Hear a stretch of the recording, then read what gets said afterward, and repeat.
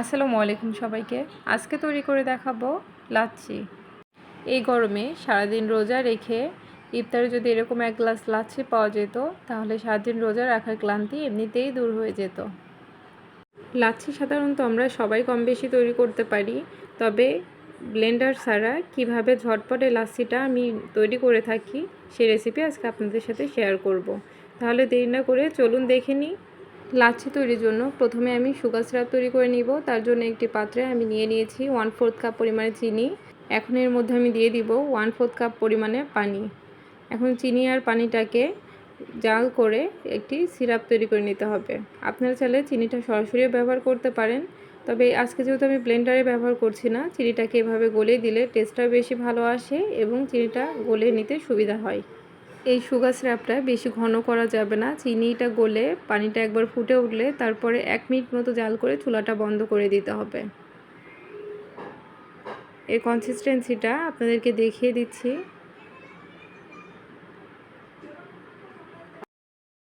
এখন চলে যাব লাচ্ছিটা তৈরি করে নেওয়ার জন্য। তার জন্য একটি বোলের মধ্যে নিয়ে নেব 1 কাপ পরিমাণে মিষ্টি দই।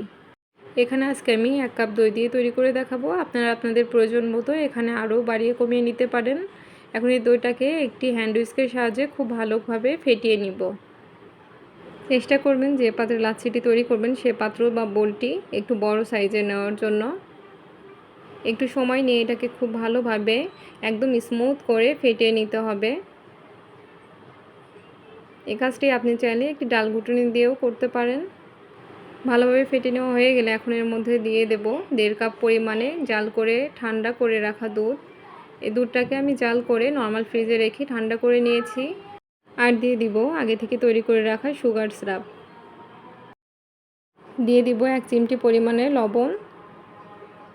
এখন হ্যান্ড হুইস্কের সাহায্যে এটাকে খুব ভালোভাবে ফেটিয়ে নিব। প্রথমে একটু হালকা করে মিশিয়ে নিব।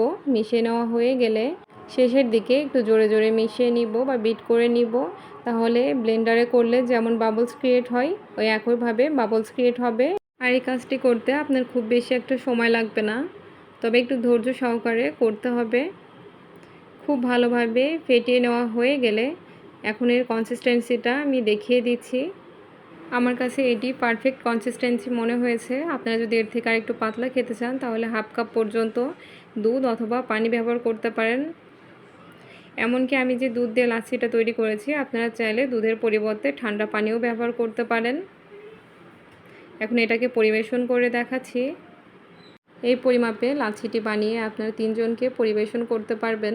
আপনি চাইলে এভাবে তৈরি করে এটাকে নর্মাল ফ্রিজে রেখে 2 দিন পর্যন্ত খেতে পারবেন। উপর থেকে কয়েক টুকরা বরফ দিয়ে এটাকে সার্ভ করলে খেতে অসাধারণ লাগে।